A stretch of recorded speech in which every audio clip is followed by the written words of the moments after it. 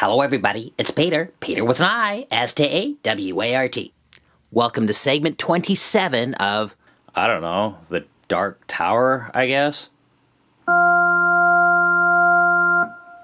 The fact that he didn't have all that much money in his pocket, or anywhere else for that matter, hit home the fact that he couldn't afford a place to stay.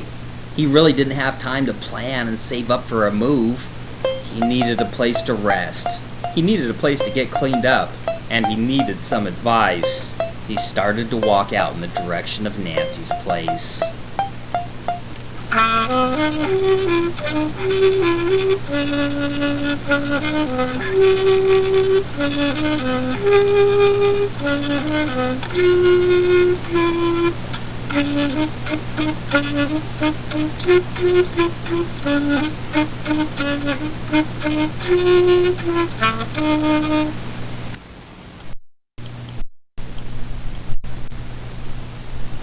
Chapter 25. Step through this way so you don't get hurt, cautioned Nancy. Joe snickered. It was like saying, step on the bear trap this way so you don't get hurt. The house Nancy was occupying had become a death trap. The roof had sagged even lower, to the point where it wasn't even arched in the middle anymore. It resembled a dollhouse made of tag board that had been left out in the moisture overnight. If moist tag board falls on your head, it's no big deal. But if the framework of pine timbers full of exposed nails crashes down on you, you've got problems. Joe assumed that there was at least a makeshift column holding it up from the inside. But no, Nancy knew she had to put everything on hold and relocate when the support beam she had used to prop up the roof had come loose and fallen dangerously close to the supercomputer. She was in an impossible situation. She needed to move the computer, but she had no place to move it to. If she found a place that wasn't condemned, she would have to get a job to pay rent, which would take up all her time, and she couldn't move forward on her project. So in Nancy's case, it wasn't the intellectual stumbling blocks that got in her way. It was the situational stumbling block. It's sort of like a caveman addressing the tribe. Hello, tribe.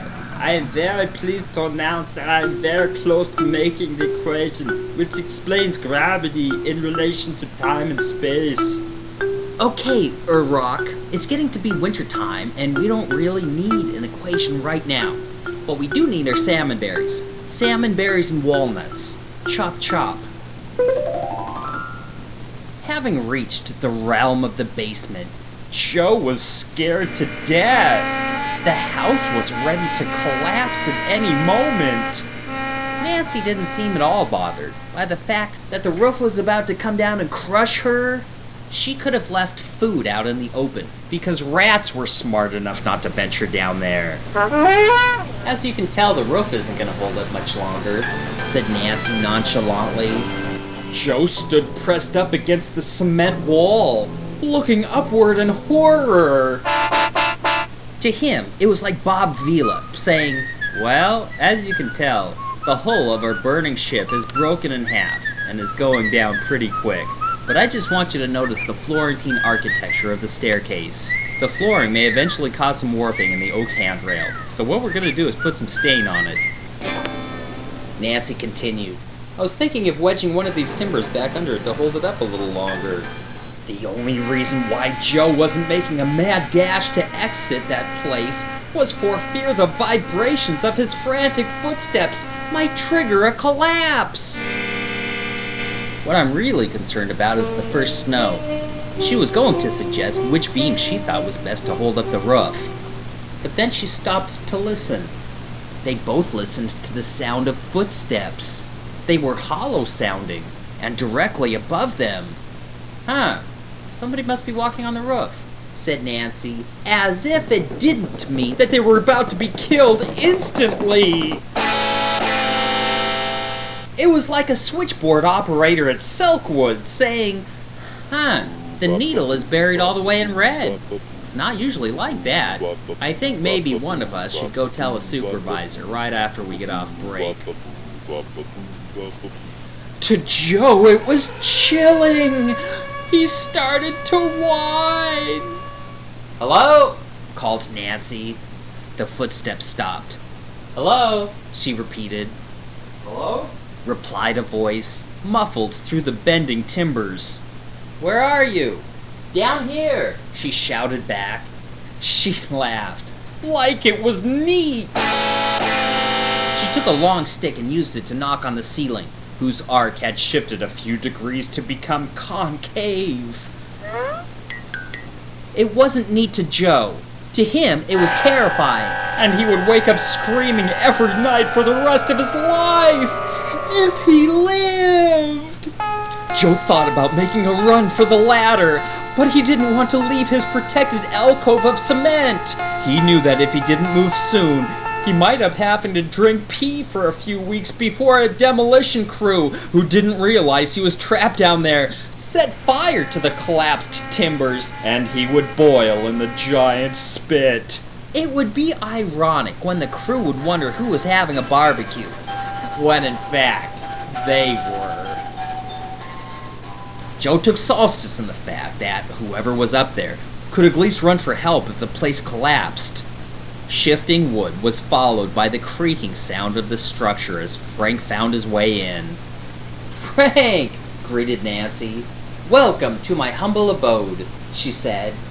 "Welcome to your doom" might have been more appropriate.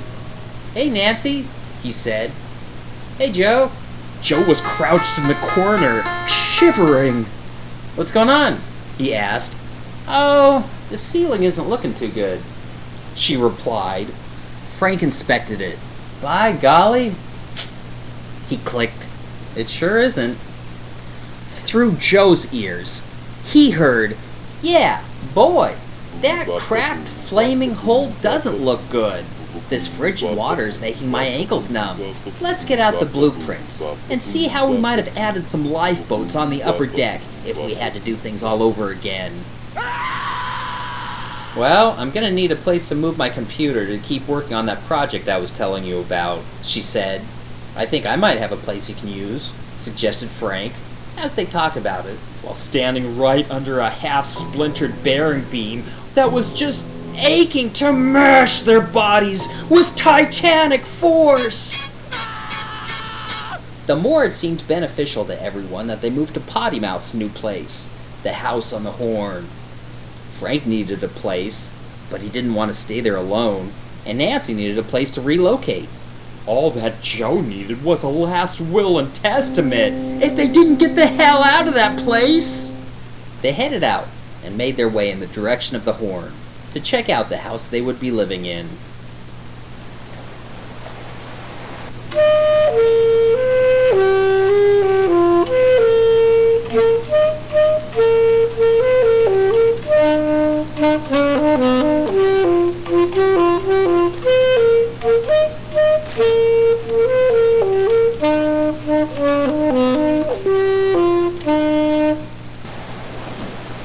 "Yeah," replied Joe, looking over the ridge of the cliff down at the water as they made their way up the trail that led through the brush toward the old house. "It's summertime, and I'm out of school." "Sure," he agreed. "Sure, I'll move in with you too." The rusty old gate with the sharpened forks had been squeaking as it swayed in the breeze. "I've been doing a lot of work around here to fix the place up," explained Frank as he showed them around. "There used to be a whole bunch of logs scattered around, and we moved them all out, and I cut down all the sedge grass. It'll take a little while before the lawn starts to look decent. And I replaced those windows up there." Glancing up at the upper level windows, Joe thought he saw something move. He looked harder and decided he must be seeing things, which was pretty accurate. Nancy didn't mind the looks of the place at all.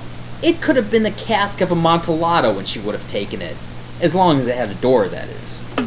She knocked her gums together. The holes where her teeth used to be made little suctioning noises that sounded kind of neat. She knew she had to keep those holes super clean, and if any food were left in them, she might get an infection. Also, eating was a little bit of a chore. If anything was too spicy or tangy or citrusy, it would really sting.